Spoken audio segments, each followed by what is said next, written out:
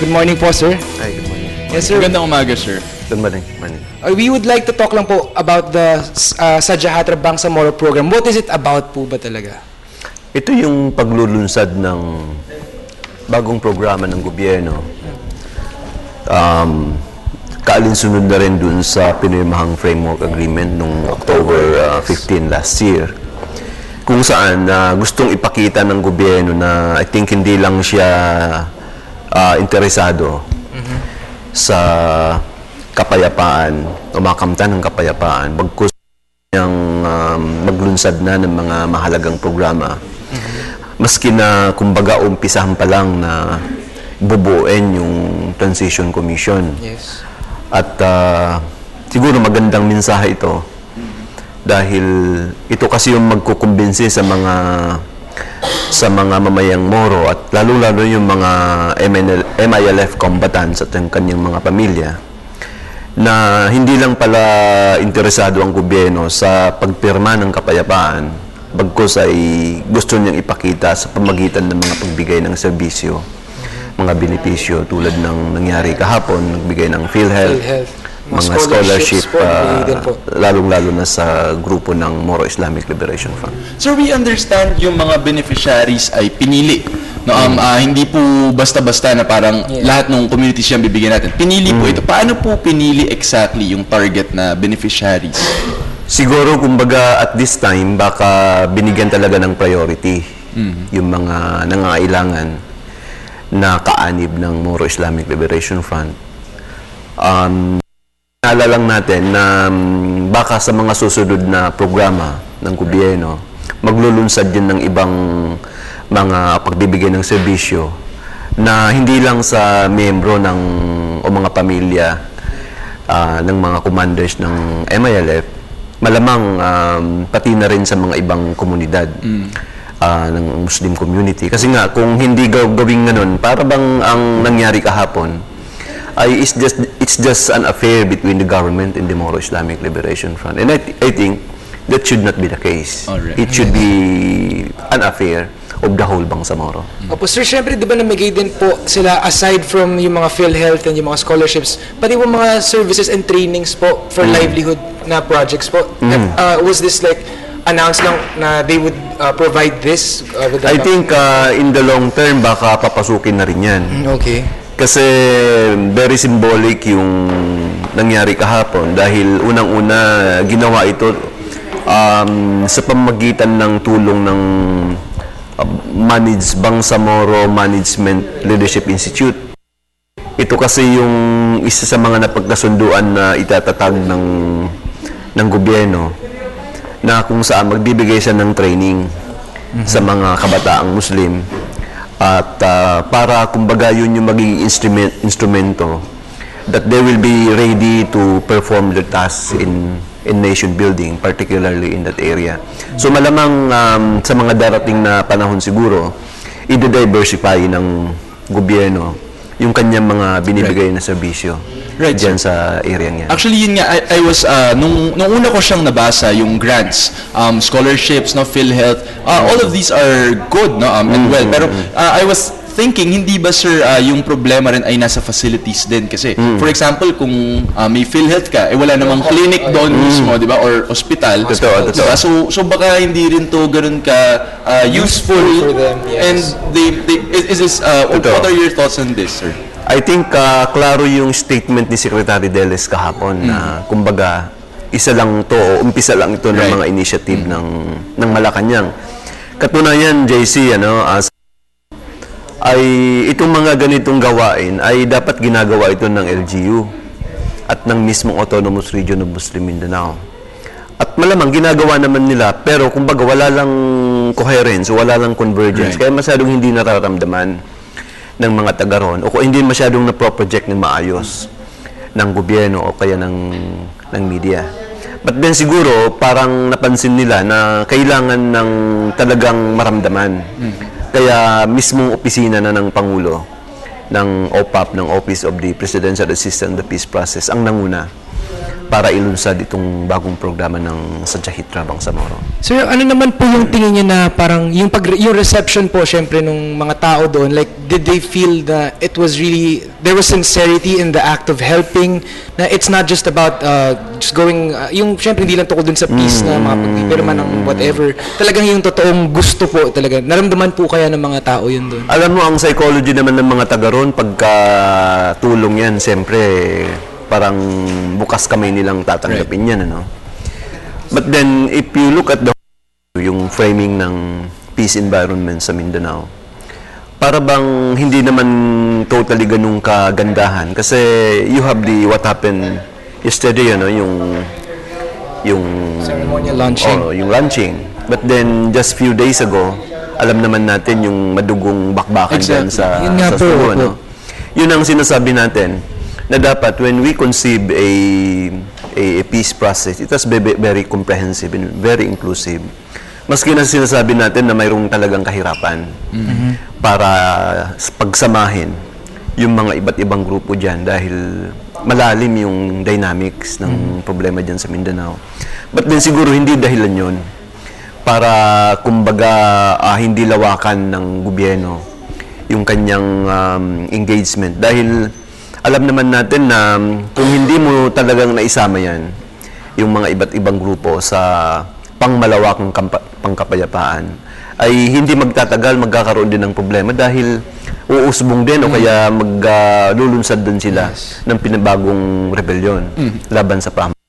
Kaya I think ngayon pa lang, dapat komprehensibo na yung engagement ng pamahalaan dyan sa lugar na yan. Speaking about this as well, sir, meron bang naging development? Kasi I understand na noong nabuo po yung framework agreement, hindi exactly in agreement yung MNLF in particular. And of course, you also have the ESG or Abu Sayyaf group sa Mindanao. At meron ba naging development, sir, sa involvement nila dito? Has there been negotiations with them as well? Kasi alam mo, yung unang pagpasok ng pamahalaan ni Presidente Aquino, parang ibinalandan niya yung issue ng convergence. Anong ibig sabihin ng convergence? Ito yung himukin yung iba't ibang grupo na lumahok sa pangmatagalang usaping pangkapayapaan. But I think somewhere along the way, parang nahirapan ng OPAP na suyuin, yung liderato ng Moro National Liberation Front. Dahil malalim talaga yung problema dyan. Dahil kung matatandaan nyo, since 1970s, 80s, 90s, until 1996, ang nakikipag-usap ang gobyerno sa Moro National Liberation Front. Marami na ring mga agreements, Right. ang Nadulot. napagkasunduan, at yung mismong arm ay produkto na rin ng mahabang pakikibaka ng Moro National Liberation Front, ano. So kaya nung parang nahirapan ng gobyerno na magkaroon nga ng convergence, ay nag-focus na lang sila sa Moro Islamic Liberation Front. So kaya, kumbaga, ito yung dahilan kung bakit, kumbaga, nagmamaktol ngayon, ang liderato ng Moro National Liberation Front. Kaya ang sinasabi natin, huwag iwanan yung issue ng convergence. I think it's just a matter of employing some creative ways to reach out to the leadership of the Moro National Liberation Front. Kasi kung hindi gagawin ng gobyerno yun, I think yung nangyaring nung ilang araw dyan sa Sulu na bakbakan ng ESG at ng MNLF. Marami pang mangyayaring ganyan na in the future, at hindi maganda yon sa parang whole picture ng peace process sa Mindanao. Sir, kasi syempre alam naman natin na yung peace talagang matagal na natin gustong maatingin syempre sa ating sariling bansa. Yung itong Bangsamoro po na napirmahan po ng October, pero gano'n na po ba katagal itong, kunwari, na-conceptualize, kumbaga? Since when pa po was this? Well, yung birth of what we call Moro nationalism, we could probably date that into probably mga 1940s. But the conceptions of the idea of Moro or Bangsamoro, at least in its current terminologies, was conceived in mga around 1960s, no? So matagal ng kumbaga ginawang parang ideology yan ng Moro France. Kaya maraming mga bakbakan dyan noong 1970s, 80s, 90s, although marami ring pag-uusap. Ang pagkakaiba lang sa nangyari noong October 15 last year, mismong gobyerno na ang sumang-ayon na kumbaga nire-recognize na niya as a political entity yung tinatawag na Bangsamoro, no? Whereas nung araw, nung panahon ng MNLF, no, nung 60s, 70s, 80s, 90s, ay parang it was just the parang claim of the MNLF that it is advancing the idea of the Bangsamoro. But as to the recognition extended by the government, hindi ganun ka-express yung recognition ng Philippine government. So kung siguro may advantage ang nangyari nung October 15, ito yung pagsang-ayon ng gobyerno at pag-recognize, pag-recognize mismo sa concept ng Bangsamoro. Sir, I think yung isa ring magandang nangyari kahapon was this is the first time that a Philippine president would enter premises, no, yung camp ng sa Sultan Kudarat ng MILF during peace process. Tama ba, sir? Tama This is the yun, first time, tama pero yun. this is na rin si President Estrada, you mentioned earlier, na si President Estrada, pero during war. During wartime, right. Ano ba, sir, yung context nung kay President Estrada noon? Noong pumunta siya sa Sultan Kudarat? I think dahil mahaba ang kasaysayan na yun, but in very briefly, I think maikli lang ang pasensya ng administrasyon ni Presidente Estrada dahil medyo nung hindi nila makuha o nahirap silang parang palawigin ang pag-uusap noon ay kumbaga hindi nila talagang binigyan ng focus, no? Kaya instead of pursuing what has been put in place by President Ramos, Right. you know, remember nung 1996 peace agreement, panahon niya ni Presidente Ramos, ang pumalit sa kanya si Presidente Estrada. Sinasabi natin, dapat sanang ginawa noon ni Presidente Erap ay ituloy kung anong iniwan ni Presidente Ramos. But then, parang problema na ng politika natin sa bansa, maski nagkaano kaganda yung polisiya ng mga naunang administrasyon, dahil gusto nating parang iba yung magiging polisiya natin. Hindi natin sinusunod. Right. So, walang continuity ng policy. Right.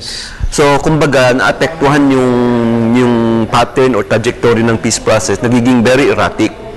Kaya minsan sa isang administrasyon, malakas yung giyera, sa isang administrasyon, malakas ang pag-uusap ng pangkapayapaan. But then, parang paulit-ulit lang tayo dahil nga walang continuity Tama, ng sir. peace policy sa bansa. Oo nga, at maganda yung nasabi ni Sir. Kasi nung kay President Ramos, as far as I know, mas consultative, mas open yung peace process. Pagdating kay President Erap, it would be all-out war. Yes. All-out Parang war nakalimutan policy. lahat ng developments and yung progress na napuntahan Right. niya during that. Considering this, Sir, ano, sir, yung prospects kapag kunyari nagpalit tayo ng presidente sa 2016? Paano po Hindi ba maapektuhan yung Bangsamoro na- parang nakakatakot yun na all of these achievements will be reversed? Alam mo, JC, in fact, yan yung mga agam natin dahil wala ngang garansya dahil ang nangyari nga sa pulisiya itong mga huling panahon ay parang weather lang, no? Right. Kung ano yung style ng administrasyon, yung nagiging parang expression sa policy, no? But then, siguro, ang kagandahan sa panahon ngayon ay mahaba yung panahon that the administration would like to entrench the so-called Bangsamoro. So, since 2012, October, hanggang 2016, huhulmahin nila yung pagbubuo ng Bangsamoro. Sa pamamagitan ng pagbuo ng tinatawag na basic law, tapos Right. idadaan sa plebisito, mga 4 na taon huhulmahin yan. So siguro malaking tulong ito dahil nung mga panahon nung nakalipas na usaping pangkapayapaan ay hindi ganito kahaba yung binibigay na pagkakataon para maghulma ng isang basic law. Natatandaan natin, noong panahon ni Cory, yung binagbuo din ng Regional Consultative Commission. But then parang handpicked gobyerno, walang participation ng Moro National Liberation Front. At saka, konti lang yung oras. Tama. So, ibig sabihin, hindi ganun kaganda yung produkto na ginawa nila.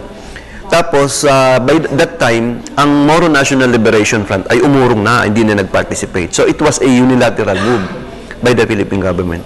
Whereas ito, yung bubuin Transition Commission, or in fact, yung buong process from 2012 until 2016, is with the full participation of the Moro Islamic Liberation Front. Ang problema lang, hindi nga nakasama yung ibang grupo tulad ng Right, sir. Moro National Liberation Front. Pero sir, but they get to pick their own people that they will be putting in the commission. Tama po ba yun? Tama yun. In fact, may nominees It's ang Moro Islamic Liberation Front, may nominees din ang Philippine government. No? So, kumbaga, parang maayos yung pagkagawa nitong Transition Commission. And we expect sana na pag natapos na yung draft law, ipapasa na yan sa Kongreso, malaking bakbakan na naman yan. Dahil alam naman natin yung politika dyan sa Kongreso. At sana ganun din pagpupursige ng pamahalaan na kumbaga makuha ang suporta ng Congress at ang House at saka ng Senate na kumbaga magkaroon ng basic law na huwag sanang ganung kalayo doon sa magawa ng Transition Commission na draft law. Kasi kung malayo, baka mag-alsa na naman. Hindi sila magkakasundo sa mga kailangan gawin. MILF at kumbaga masyadong i-edit ng Kongreso kung ano man ang magawang batas ng Transition Commission, baka mahabang usapan na naman yan, no? At mabinbin na naman yung mga remaining step hanggang 2016. Sir, tungkol dito sa pagpasa ng basic law, I'm sure maraming beses na kayo natanong nito before. Kasi in the Arroyo administration, nagkaroon na rin ng ganitong efforts. The Bangsamoro Juridical Entity or the BJE was also or the effort was also to propose amendments to the Constitution or something to that effect, sir. What is the difference between the BJE noon and now the Bangsamoro Framework Agreement? JC, hindi umabot sa ganito yung gagawa ng commission, magda-draft ng basic law. Yung panahon ni President Arroyo, no? Okay, Matatandaan mo kasi yung MOA AD, yung Memorandum of Agreement on Ancestral Domain, hindi nga pumasa yan. In fact, dineclare siya unconstitutional. Ng Supreme Court, sir. Oo. Actually, hindi na pag-usapan yung BJE, yung Bangsamoro Juridical Entity. Parang next step yun eh. Kasi dapat sana, pag-usapan muna yung maipasa muna yung MOA AD.